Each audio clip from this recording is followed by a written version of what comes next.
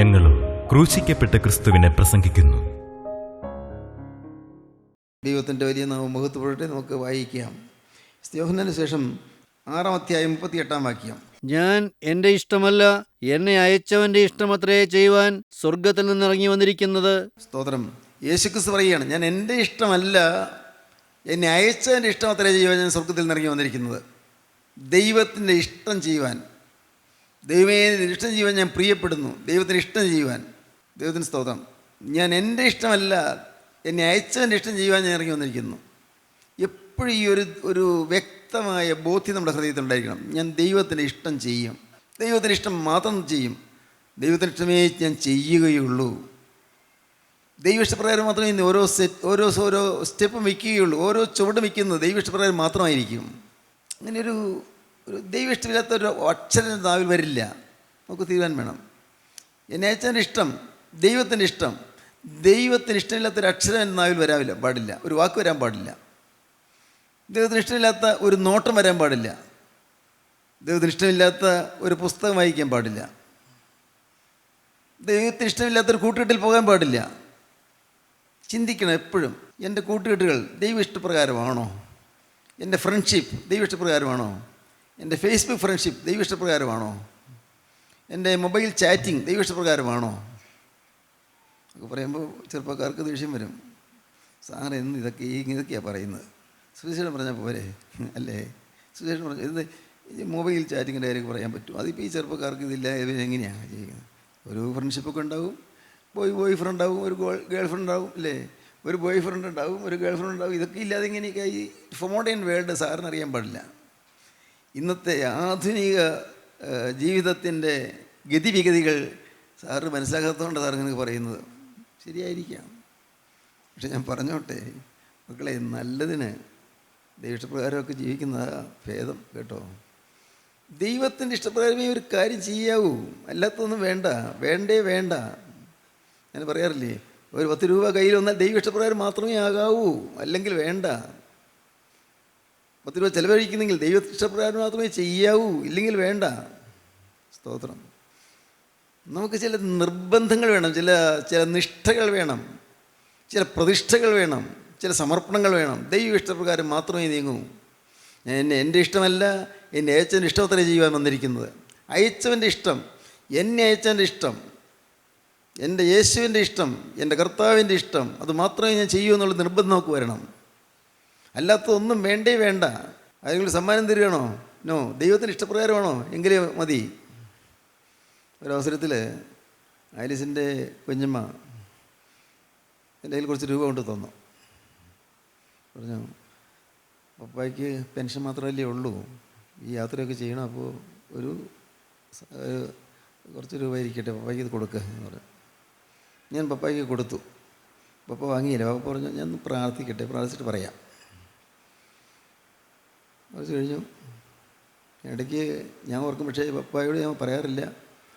ഒരു ദിവസം ഞാൻ പറഞ്ഞു, പപ്പ കുഞ്ഞമ്മ തന്ന രൂപ എൻ്റെ കയ്യിൽ ഇരിക്കുകയാണ്, അത് ഞാൻ ഒന്ന് തന്നോട്ടെ. അപ്പോൾ ഞാൻ പ്രാർത്ഥിച്ചില്ല. അപ്പോൾ ഞാൻ പ്രാർത്ഥിക്കാം. അപ്പോൾ പ്രാർത്ഥനാമുറിയിൽ പോയിരുന്നു, ഇവിടെ തന്നെയാണ് പ്രാർത്ഥനാമുറിയിൽ പോയിരുന്നു, പ്രാർത്ഥിച്ചു. പറഞ്ഞു, അത് ഞാൻ സാർ ആ രൂപ വേണ്ട കേട്ടോ, കാരണം കർത്താവ് അനുവദിക്കുന്നില്ല, അത് വാങ്ങും, കർത്താവ് അനുവദിക്കുന്നില്ല, അത് തിരിച്ചു കൊടുത്തരുത്. നമുക്ക് പ്രയാസം വരാത്താതെ കാര്യം പറയണം, എന്തുകൊണ്ടാണെന്ന് അറിയാൻ പാടില്ല, വിഷമിക്കേണ്ട, അതിനെക്കുറിച്ച് ഭാരപ്പെടേണ്ട, പക്ഷേ രൂപ കർത്താവ് സ്വീകരിക്കുന്നില്ല എന്ന് പറഞ്ഞിട്ട് തിരിച്ചു കൊടുത്തേക്കൂ, നിർവാഹം ഇല്ലാത്തതുകൊണ്ടാണ്. ഞാൻ കുഞ്ഞമ്മയോട് സൗമ്യയുടെ കാര്യം പറഞ്ഞ് മനസ്സിലാക്കിയിട്ട് തിരിച്ചു കൊടുത്തു. ദൈവത്തിന് സ്തോത്രം. എപ്പോഴും ഓർത്തുകൊള്ളണം, ദൈവഹിതപ്രകാരമേ 10 രൂപ നമ്മുടെ കയ്യിൽ വരാവൂ. ചിന്തിച്ച് നോക്കണം, നമ്മുടെ കയ്യിൽ വന്ന രൂപകളെല്ലാം ദൈവഹിതപ്രകാരമാണോ? അതിൽ വ്യാജമുണ്ടോ? അതിൽ ഏതെങ്കിലും തരത്തിലുള്ളതായ കൃത്രിമങ്ങളുണ്ടോ? ഏതെങ്കിലും തരത്തിലുള്ളതായ സൂത്രവിദ്യകളുണ്ടോ?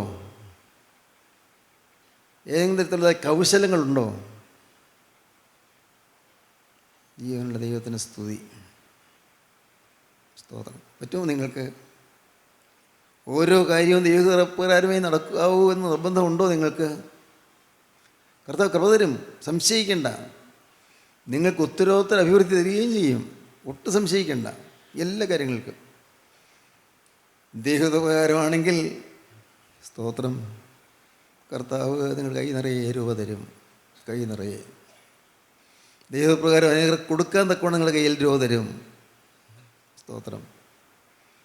അനേകരുടെ കണ്ണുനീർ തുടയ്ക്കാൻ തക്കവണ്ണം രൂപ തരും, ദൈവപ്രകാരമാണെങ്കിൽ ആണെങ്കിൽ തരും. നമ്മുടെ രൂപ എന്തിനുള്ളതാണ്? എന്തിന്? സ്തോത്രം. എൻ്റെ കർത്താവെ തിരിഹിത പ്രകാരം ചെലവഴിക്കാൻ, അല്ലാതെ എന്തിന്?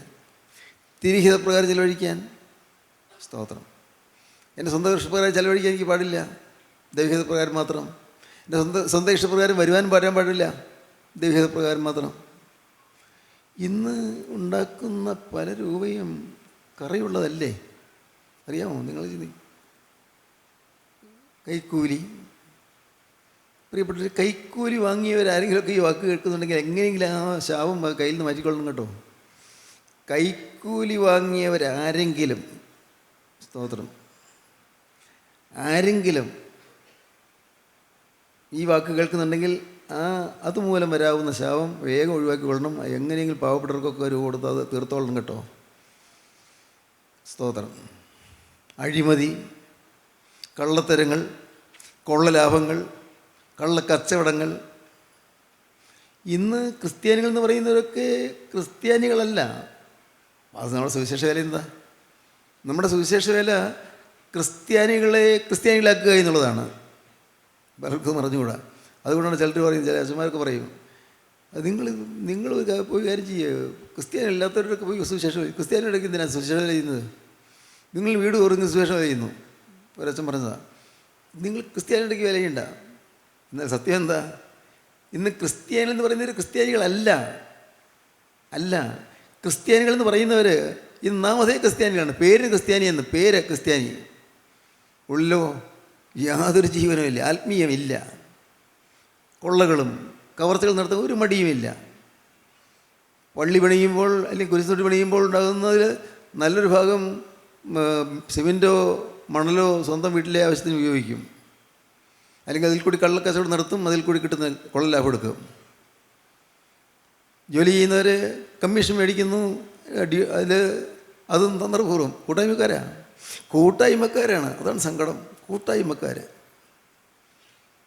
ഇതിൻ്റെ എല്ലാം മറുപടി പറയേണ്ട ഒരു ദിവസം ഇല്ലേ? ആരും ചിന്തിക്കുന്നുണ്ടോ? ഇതിനെല്ലാം മറുപടി പറയേണ്ടി വരും. വ്യാജമായിട്ട് നമ്മൾ എന്തെങ്കിലും, ഇപ്പോൾ ഒരു കമ്പനിയിൽ ജോലി ചെയ്യുന്നു, ആ കമ്പനിയിലെ ജോലിയിൽ വെച്ചുകൊണ്ട് ഏതെങ്കിലും തരത്തിൽ സ്വാർത്ഥലാഭം ഉണ്ടാക്കുന്നെങ്കിൽ മറുപടി പറയേണ്ടി വരും. മോനെ, അത് നിൻ്റെ കയ്യിൽ ഇരിക്കില്ല, നിൻ്റെ മക്കൾക്കത് കിട്ടുകയില്ല. ഒന്നുകിൽ രോഗത്തിന് ചികിത്സയായിട്ട് പോവും, അല്ലെങ്കിൽ ആപത്തോ അനർത്ഥങ്ങളോ വരും, ഉറപ്പാണ്. അതിവേഗം ഇങ്ങനെയുള്ള കാര്യങ്ങളൊക്കെ മാറ്റിക്കൊള്ളണം. കാരണം എല്ലാം കാണുന്നൊരു ദൈവമുണ്ടല്ലോ, ഇതെല്ലാം കാണുന്നൊരു ദൈവം. ദൈവത്തിന് സ്തോത്രം. ജോലിയിൽ വിശ്വസ്ത ഉണ്ടായിരുന്നില്ല, വിശ്വസ്തരായി ജോലി ചെയ്യുന്നില്ല, ഏണസ്റ്റല്ല, ഓണസ്റ്റല്ല. ജോലിയിൽ വിശ്വസ്തത വേണം, ദൈവഭയം വേണം ജോലിയിൽ. ദൈവഭയത്തോടുകൂടി വേണം ജോലി ചെയ്യാൻ. ഞാൻ അധ്യാപകൃതി ചെയ്ത ആളാണ്. ഞാൻ അധ്യാപകനാണെങ്കിൽ എൻ്റെ പരമാവധി ശക്തി മുഴുവൻ അധ്യാപകൃതിക്ക് വേണ്ടി ഞാൻ ഉപയോഗിക്കണം. എൻ്റെ കുട്ടികളെ ഞാൻ അതുപോലെ സ്നേഹിക്കണം, അതുപോലെ അവർക്ക് വേണ്ടി ഞാൻ അധ്വാനിക്കണം. സ്തോത്രം. ഞാൻ വടുവോട് രാജേഷ് ഹൈസ്കൂളിൽ പഠിപ്പിച്ചുകൊണ്ടിരുന്ന കാലത്ത് എല്ലാ ദിവസവും രാവിലെ 9 മണിക്ക് ഞാൻ സ്പെഷ്യൽ ക്ലാസ് എടുക്കും.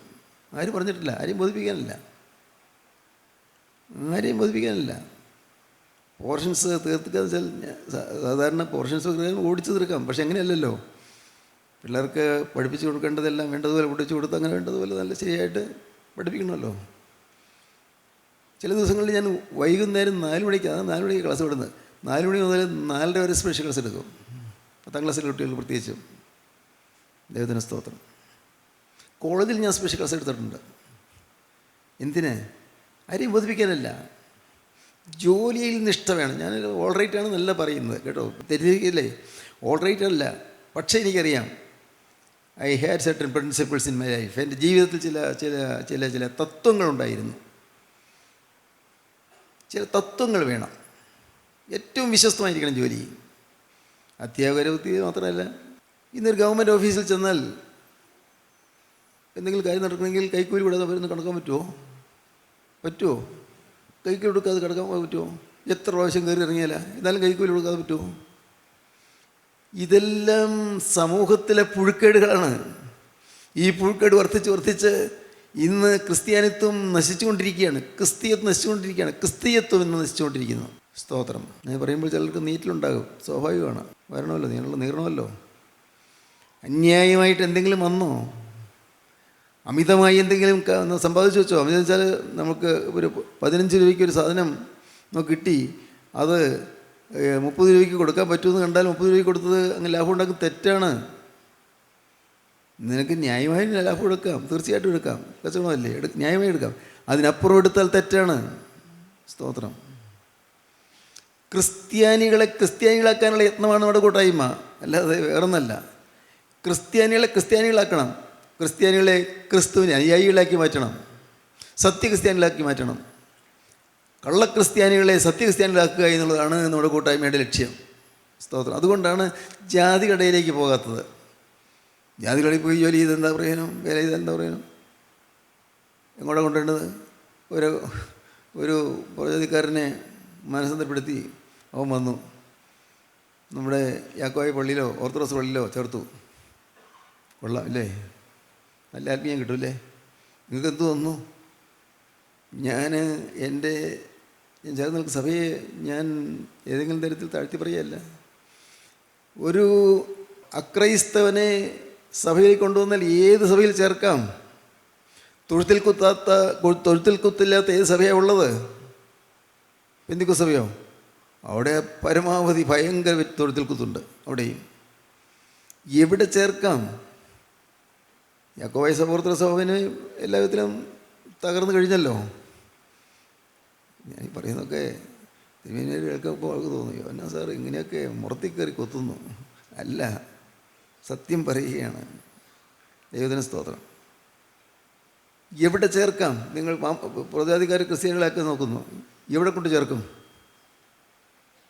പറ, ഇന്നടത്ത് ചേർക്കാം, അവിടെ ചേർത്താൽ കുഴപ്പമില്ല. ദൈവത്തിന് സ്തോത്രം. അതുകൊണ്ടാണ് നമ്മൾ പറയുന്നത് സഭയൊന്നും മാറണ്ട. ഒരു സഭയും വേറെ സഭയേക്കാൾ മെച്ചമല്ല. എല്ലാ സഭയും ജീർണിച്ചു. അവിടെ ചെറിയ ചെറിയ ഇതുപോലുള്ള ചെറിയ കൂട്ടായ്മകൾ കാണും. വചനം വന്ന് കേൾക്കട്ടെ, ജനം വചനം കേൾക്കട്ടെ, മാനസാന്തരപ്പെടട്ടെ, സത്യക്രിസ്ത്യാനികളായി തീരട്ടെ, ഹൃദയം മാറട്ടെ, ഹൃദയത്തിൽ ദൈവേഷ്ടം നിവർത്തിക്കുക എന്നുള്ളത് നിർബന്ധം വരട്ടെ. ദൈവേഷ്ടം നിവർത്തിക്കുക എന്നുള്ള നിർബന്ധം അത് വരുമ്പോൾ, ദൈവേഷ്ടത്തിൻ്റെ പ്രാധാന്യം കൊടുക്കുമ്പോൾ നമ്മുടെ എല്ലാം ജീവിതം ഭദ്രമായി തീരും. നിങ്ങൾ ചിന്തിക്കും, നമ്മുടെ കുടുംബജീവിതം നോക്കൂ. കുടുംബജീവിതം അതാണല്ലോ നമ്മുടെ പ്രധാന ചിന്താവിഷയം തന്നെ. നമ്മുടെ കുടുംബത്തിൽ ദൈവേഷ്ടം നടക്കുന്നുണ്ടോ? മാതാപിതാക്കൾ മക്കളെ സ്നേഹിക്കുന്നുണ്ടോ? മക്കൾ മാതാപിതാക്കളെ അനുസരിക്കുന്നുണ്ടോ? ആ സ്നേഹത്തിൻ്റെ അനുഗ്രഹീതമായ പശ്ചാത്തലമാണ് നമ്മുടെ കുടുംബത്തിലുള്ളത്. സ്നേഹത്തിൻ്റെ അത്ഭുതകരമായ അനുഭവമാണോ കുടുംബത്തിലുള്ളത്? സ്നേഹത്തിൻ്റെ അത്ഭുതമായ സമാധാനമാണോ കുടുംബങ്ങളിലുള്ളത്? ദൈവേഷ്ടമാണ് എല്ലാവരുടെയും ലക്ഷ്യമെങ്കിൽ സ്നേഹം ഉണ്ടായിരിക്കും, ഉറപ്പാണ്. വിട്ടുവീഴ്ച മനോഭാവം ഉണ്ടാകും. ഒരാൾക്ക് തെറ്റുപറ്റിയാലും തെറ്റായിട്ട് തോന്നുകയില്ല. ഒരാൾക്ക് അബദ്ധം പറ്റിപ്പോയാലും അതൊന്നും പറഞ്ഞുകൊണ്ട് നമ്മുടെ കുടുംബജീവിതം സമാധാനം തകർക്കുകയില്ല. ദൈവേഷ്ടം. സ്തോത്രം. ഒട്ടേറെ കാര്യങ്ങൾ പറയാനുണ്ടല്ലോ, ഒട്ടേറെ കാര്യങ്ങൾ. നിങ്ങൾക്ക് ചിന്തിക്കാം. നിങ്ങൾക്കും ധ്യാനിച്ചുകൊണ്ടിരിക്കുമ്പോൾ ചിന്തിക്കാം, എന്തൊക്കെയാണ് എൻ്റെ കർത്താവേ, ദൈവേഷ്ടത്തിന് വിരുദ്ധമായി എൻ്റെ കുടുംബത്തിൽ എന്തെല്ലാം ഉണ്ട്? എൻ്റെ കുടുംബത്തിൽ ദൈവേഷ്ടത്തിന് വിരുദ്ധമായി എന്തെല്ലാം ഉണ്ട്? എൻ്റെ ബിസിനസ്സിലെ ദൈവേഷ്ടത്തിന് വിരുദ്ധമായി എന്തെല്ലാം ഉണ്ട്? എൻ്റെ ജോലിയിൽ ദൈവേഷ്ടത്തിന് വിരുദ്ധമായിട്ട് എന്തെല്ലാം ഉണ്ട്? എൻ്റെ വരുമാനത്തിൽ ദൈവേഷ്ടത്തിന് വിരുദ്ധമായിട്ട് എന്തെല്ലാം ഉണ്ട്? എൻ്റെ ചർച്ചകളിൽ, എൻ്റെ സംസാരങ്ങളിൽ, എൻ്റെ ഡീലിങ്സിൽ ദൈവേഷ്ടത്തിന് വിരുദ്ധമായി എന്തെല്ലാം ഉണ്ട്? ഇപ്പോൾ ചിലർ വന്ന് നമ്മൾ സംസാരിക്കാൻ വരുന്നു. ദൈവേഷ്ടപ്രകാരമേ സംസാരിക്കാവൂ. ചുമ്മാ തോന്നിയതുപോലെ ചില സ്വന്തം അഭിപ്രായങ്ങളൊന്നും പറയാൻ പാടില്ല. സപ്പോസ് നിങ്ങളുടെ ഒരാൾ എൻ്റെ അടുക്കൽ വന്നു, ചില കാര്യങ്ങൾ പറയാൻ വന്നു. ഞാൻ ചുമ്മാ എന്തെങ്കിലും പറഞ്ഞാൽ ഞാൻ അപകടത്തിലായി പോവും, ആത്മീയം പോയി പോവും, എനിക്ക് നഷ്ടം വരും. നിങ്ങൾ വന്ന് സംസാരിക്കാൻ വരുമ്പോൾ നിങ്ങൾ വരുന്നത് നിങ്ങളുടെ വേദനാ വിഷയം, നിങ്ങളുടെ ഭാരവിഷയം അത് കർത്താവിലേക്ക് ഉയർത്തി കരുണയുള്ള കർത്താവ് എന്ത് നൽകുന്നു എന്ന് നോക്കി ആത്മാവിൽ അത് വിവേചിച്ച് അത് ഗ്രഹിച്ച് എന്താണ് ഞാൻ പറയേണ്ടത് കർത്താവേ എന്ന് ചോദിച്ച് ദൈവത്തിൽ നിന്ന് പ്രാപിക്കാതെ ഞാൻ എന്തെങ്കിലും പറഞ്ഞാൽ I would be a failure. ഞാനൊരു പരാജയമായി പോകും. സ്തോത്രം. Can you follow me? എന്നെ ഞാൻ പറയുന്നത് മനസ്സിലാകുന്നുണ്ടോ? സ്തോത്രം. ദൈവത്തിന് സ്തോത്രം. ദൈവത്തിൻ്റെ വലിയ നാമമഹത്വപ്പെടട്ടെ. ഉള്ളു തുറന്ന് പറയുകയാണ് ഞാൻ. ചില കാര്യങ്ങൾ ഇങ്ങനെ തുറന്ന് പറയുകയാണ്. ഞാനൊന്നും കാണാൻ പിടിച്ച് പറയുകയല്ല. അതിനുള്ള കർത്താവിൻ്റെ കൃപയാൽ കർത്താവ് തരുന്ന നിർദ്ദേശങ്ങൾ നിങ്ങൾ തരികയാണ്. ദൈവ ഇഷ്ടപ്രകാരം മാത്രമേ ഓരോ സ്റ്റെപ്പും വയ്ക്കുകയുള്ളൂ. തീരുമാനിക്കുക മതി, പ്രശ്നമില്ല. കുടുംബജീവിതത്തിൽ ഓരോ സ്റ്റെപ്പും ദൈവ ഇഷ്ടപ്രകാരം മാത്രം.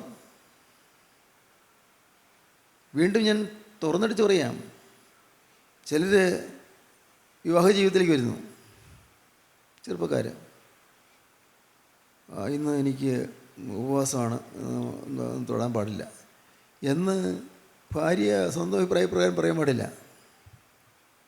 ഭർത്താവ് പറയാൻ പാടില്ല, ഇന്ന് ഞാൻ ഉപവാസമാണ്, നമ്മൾ എടുക്കാനൊന്നും പാടില്ല, പറയാൻ പാടില്ല.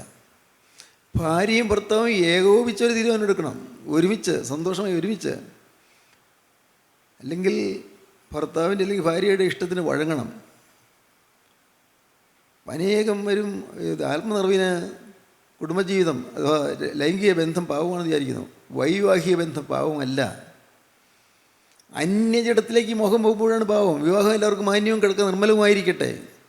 കിടക്ക നിർമ്മലമായിരിക്കണം. അതിൽ വിവാഹ കിടക്കയിൽ അന്യജടം വരാൻ പാടില്ല. സ്തോത്രം. അനേകം പേരും പല കുടുംബങ്ങളിലും ഞാൻ ശ്രദ്ധിച്ചിട്ടുള്ള കാര്യമാണ്. അനേകം പേരും വീട്ടിലെന്നും ഇഷ്ടക്കുറവും മുഷിച്ചിലും വഴക്കുമല്ല. ആകെ ഒരു മൂടിയ അന്തരീക്ഷം. എന്താ, ഓരോ വിഷയങ്ങളിലായിരിക്കും വഴക്ക്, പല പ്രത്യേക വിഷയങ്ങളൊക്കെ വന്നാൽ വഴക്ക്. പക്ഷേ അടിത്തറ എന്താണെന്നറിയാമോ? ഭാര്യാഭർത്താക്കന്മാർ തമ്മിലുള്ളതായ ലൈംഗിക ബന്ധത്തിലുള്ളതായ ഇഷ്ടക്കേടുകൾ, അകൽച്ചകൾ. ഭർത്താവിന് ഭാര്യ വിനയപ്പെടുന്നില്ല, ഭാര്യയ്ക്ക് ഭർത്താവ് വിനയപ്പെടുന്നില്ല. ദൈവത്തിന് സ്തോത്രം. നിങ്ങൾ ഇമാതിരിയുള്ളതായ ജീവിതഗതികളിൽ വ്യക്തമായ ഒരു വീക്ഷണം ഉണ്ടായില്ലെങ്കിൽ നിങ്ങൾ ദൈവരാജ്യത്തിൽ പോവുകയില്ല. വ്യക്തമാണ് അക്കാര്യം. നിസ്സാരമല്ല ഞാൻ ഈ പറഞ്ഞതൊക്കെ. ഞാൻ അനേകരോട് സംസാരിക്കുന്നതിൽ കൂടി കിട്ടിയ കാര്യങ്ങളാണ് ഈ പറയുന്നത്.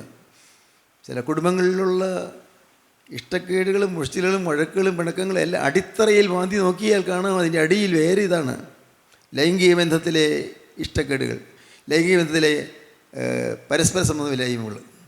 ഭർത്താവ് ആഗ്രഹിക്കുന്നു, ഭാര്യ സമ്മതിക്കുന്നില്ല, കുടുംബം തകർന്നു. അതോടുകൂടി പിന്നെ തൊട്ടതും പിടിച്ചതെല്ലാം ഇഷ്ടക്കുറവ്, മുഷിച്ചിൽ, ദേഷ്യം, എപ്പോഴും ഒരു പക പോലെ, അല്ലെങ്കിൽ ഒരു എപ്പോഴും മുഷിച്ചിൽ. ഇത് മാറണം, നമ്മുടെ കുടുംബങ്ങളിൽ നിന്ന് മാറണം. ഞാൻ പറയട്ടെ, ദൈവത്തിന് സ്തോത്രം. വാർദ്ധക്യമായി, ഭർത്താവിനും ഭാര്യയ്ക്കും വാർദ്ധക്യമായി. അവിടെ വന്നാൽ ലൈംഗിക ബന്ധമൊന്നുമില്ല, ശരി. എന്നാലും ആ ഭാര്യയുടെ അടുത്തിരുന്ന് പാവം സ്ത്രീ ക്ഷീണിതയായി കിടക്കുന്നു. തലോടിയാലെന്താ? നിങ്ങൾക്ക് തോന്നി സാർ എന്തൊക്കെയാണ് പറയുന്നല്ലേ? വൃദ്ധയായ സ്ത്രീ പാവം ഒന്ന് തലോടുക, ഒരു മധുരവാക്ക് പറയുക. ആകരുതോ? ഇത് സ്ത്രീ അങ്ങോട്ട് അടുക്കുകയില്ല, അടുക്കാൻ പാടില്ല, അടുക്കില്ല. ഭർത്താവ് ഇതുപോലെ തന്നെ ഭാര്യയുടെ അടുത്തും ഭാര്യ ഭർത്താവിൻ്റെ അടുത്തും എല്ലാം കുടുംബത്തിൻ്റെ ഐക്യം നിലനിർത്തുക, കുടുംബ ബന്ധത്തിൻ്റെ ദാർഢ്യം നിലനിർത്തുക, ആ സ്നേഹബന്ധം ഊഷ്മളമാക്കുക. അങ്ങനെ നിങ്ങളുടെ ജീവിതം അനുഗ്രഹീതമായി തീരുക, കുടുംബജീവിതം ഭദ്രമായി തീരുക, സുരക്ഷിതമായി തീരുക, കെട്ടുറപ്പുള്ളതായി തീരുക. ദൈവത്തിന് സ്തോത്രം. വായിക്കാം, വീണ്ടും വായിക്കാം. എബ്രായർ 10:7. അപ്പോൾ ഞാൻ പറഞ്ഞു, ഇതാ ഞാൻ വരുന്നു, ഇതാ ഞാൻ വരുന്നു. പുസ്തകച്ചുരുളിൽ എന്നെക്കുറിച്ച് എഴുതിയിരിക്കുന്നു. പുസ്തകത്തിൽ എന്നെക്കുറിച്ച് എഴുതിയിരിക്കുന്നു. ദൈവമേ, നിന്റെ ഇഷ്ടം ചെയ്യുവാൻ ഞാൻ വരുന്നു. ഹല്ലേലൂയ. ദൈവമേ, നിൻ്റെ ഇഷ്ടം ചെയ്യുവാൻ ഞാൻ പ്രിയപ്പെടുന്നു, ഞാൻ വരുന്നു. തീരുമാനമെടുക്കാം. അത് വലിയ സമർപ്പണമാണ്. അതൊരു വലിയ സമർപ്പണമാണ്. ദൈവമേ, നിൻ്റെ ഇഷ്ടം ചെയ്യുവാൻ ഞാൻ വരുന്നു. തീരുമാനിക്കാൻ പറ്റുമോ നിങ്ങൾക്ക്? പിതാവേ, എൻ്റെ ഇഷ്ടമല്ല, നിൻ്റെ ഇഷ്ടം അത്രയേ നടക്കേണ്ടത്. എന്നെ അയച്ചവൻ്റെ ഇഷ്ടം ചെയ്യുക എന്നുള്ളതാണ് എന്നെ അയച്ചവൻ്റെ ആഗ്രഹം. എന്നെ അയച്ചവൻ്റെ ഇഷ്ടം ഞാൻ നിവർത്തിക്കുക. കർത്താവ് പറഞ്ഞു, പിതാവേ, നിൻ്റെ ഇഷ്ടം ചെയ്യുവാൻ ഞാൻ പ്രിയപ്പെടുന്നു. ഇതാ ഞാൻ വരുന്നു. ഒരു വലിയ സമർപ്പണം. ഇതാ ഞാൻ വരുന്നു. ദൈവമേ, നിൻ്റെ ഇഷ്ടം ചെയ്യുവാൻ ഞാൻ പ്രിയപ്പെടുന്നു. സ്തോത്രം. ദൈവത്തിന് വലിയ നാമം മഹത്വപ്പെടട്ടെ. എൻ്റെ കരുണയുള്ള കർത്താവിൻ്റെ കൃപയാൽ ദൈവ ഇഷ്ടത്തിന് വേണ്ടിയുള്ളതായി വാഞ്ച നിങ്ങൾക്കുണ്ടാകട്ടെ. ഒരു പുതിയ കാഴ്ചപ്പാട് നിങ്ങൾക്കുണ്ടാകട്ടെ. പുതിയൊരു അനുഭവം നിങ്ങൾക്ക് ലഭിക്കട്ടെ. പുതിയ ഒരു വഴിയിലൂടെ നിങ്ങൾ നീങ്ങട്ടെ. അത് ക്രിസ്തു പോയ വഴിയാണ്. അത് കുരിശിൻ്റെ പാതയാണ്. അത് ദുഃഖത്തിൻ്റെയും കഷ്ടതയുടെയും പാതയാണ്. അത് കണ്ണീരിൻ്റെ പാതയാണ്. പക്ഷേ അവിടെ മുകളിൽ നിന്നൊരു കാര്യം നിങ്ങൾ പിടിച്ചിരിക്കും. കണ്ണീർ താഴ്വരയിൽ കൂടി നടക്കുമ്പോൾ ഞാൻ അനർത്ഥം ഭയപ്പെടുകയില്ല. ഈ കണ്ണീരിൻ്റെ താഴ്വരയിൽ കൂടി പോകുമ്പോൾ കർത്താവിൻ്റെ കരം മുകളിൽ നിന്ന് പിടിച്ചിരിക്കും. യാതൊരു തെറ്റും പറ്റാതെ നമ്മെ കർത്താവ് നടത്തിക്കൊണ്ടിരിക്കും. നാം ക്രിസ്തുവിൻ്റെ വകയായിരിക്കും. എന്തൊരത്ഭുതകരമായ ശാന്തി, എന്തൊരത്ഭുതകരമായ സമാധാനം, എന്തൊരു സ്വസ്ഥത, ഹൃദയം നിറയെ ആശ്വാസം, ജീവിതം മുഴുവൻ സമാധാനം, ആശ്വാസം നിൽക്കുന്ന ജീവിതം. അഭിപ്രായ വ്യത്യാസങ്ങളില്ല, ഭാരങ്ങളില്ല, ആകുലങ്ങളില്ല. എല്ലാം മാറുന്നു. ക്രിസ്തുവിൽ നാം ഒന്നായിത്തീരുന്നു. കുടുംബം ഒന്നായിത്തീരുന്നു. കുടുംബം അപ്പനും അമ്മയും മക്കളും എല്ലാം ഒറ്റക്കെട്ടായിത്തീരുന്നു. കുടുംബത്തിൻ്റെ പ്രാരബ്ധങ്ങൾ എല്ലാവരും കൂടി വഹിക്കുന്നു. ഭാരങ്ങൾ എല്ലാവരും കൂടി ക്ലേശങ്ങൾ ചുമക്കുന്നു. കുടുംബം ഒരു അനുഗ്രഹീതമായ ഒരു യൂണിറ്റായി മാറുന്നു. ആ യൂണിറ്റ്, ആ ഒരു ഘടകം, അത് അങ്ങനെ വശങ്ങളിലേക്ക്, സമൂഹത്തിലേക്ക് വ്യാപിക്കുന്നു. അങ്ങനെ ദേശം അനുഗ്രഹീതമായി തീരുന്നു. നമ്മുടെ ജീവിതം മൂലം അനുഗ്രഹീതരായി അനേകർ തീരുന്നു. അങ്ങനെ അനേകരെ ക്രിസ്തുവിനെ കണ്ടെത്തുന്നു. നമ്മുടെ ജീവിതം ഭദ്രമായി തീരുന്നു. ഒടുവിൽ കർത്താവായ യേശുവിൻ്റെ രണ്ടാമത്തെ വരവിൽ ഇതാ കാഹളനാദം നാം കേൾക്കുന്നു. നാം എല്ലാവരും ഒരുമിച്ച് പറന്നുയരുന്നു. സ്തോത്രം. കാഹളനാദം കേൾക്കുമ്പോൾ സ്തോത്രം, യേശു രണ്ടാമത്തെ വരവിൽ നാം എല്ലാം പറന്നുയരുന്നു. അതിന് നാം ഒരുങ്ങുക. അതിനായി ജീവിതം വേർതിരിക്കുക. ദൈവം നിങ്ങളെ അനുഗ്രഹിക്കട്ടെ. പ്രാർത്ഥിക്കാം. കാരുണ്യവാനേ, മഹാപരിശുദ്ധനായ ഞങ്ങളുടെ സ്വർഗീയ പിതാവേ, ഈ മനോഹരമായ സമയത്തിനായി ഞങ്ങൾ നിന്നെ സ്തുതിക്കുന്നു. ഞങ്ങൾ നിന്നെ സ്തോത്രം ചെയ്യുന്നു. കർത്താവേ, അവിടെ ഹിത നിവർത്തിപ്പാൻ ഞങ്ങളെ തന്നെ സമർപ്പിക്കുന്നു. ഇതാ ഞാൻ വരുന്നു. നിന്റെ ഇഷ്ടം ചെയ്യുവാൻ ഞാൻ പ്രിയപ്പെടുന്നു. കർത്താവേ, ഈ സമർപ്പണത്തിലേക്ക് എല്ലാവരെയും ആനയിക്കണമേ എന്ന് പ്രാർത്ഥിക്കുന്നു. നാഥ, നിൻ്റെ രണ്ടാമത്തെ വരവിൻ്റെ ഞങ്ങളെല്ലാവരെയും ഒരുക്കണമേ. യേശുക്രിസ്തുവിൻ്റെ അത്ഭുതനാമത്തിൽ പ്രാർത്ഥിക്കുന്നു. കൃപയോടെ കേൾക്കണമേ. ആമീൻ.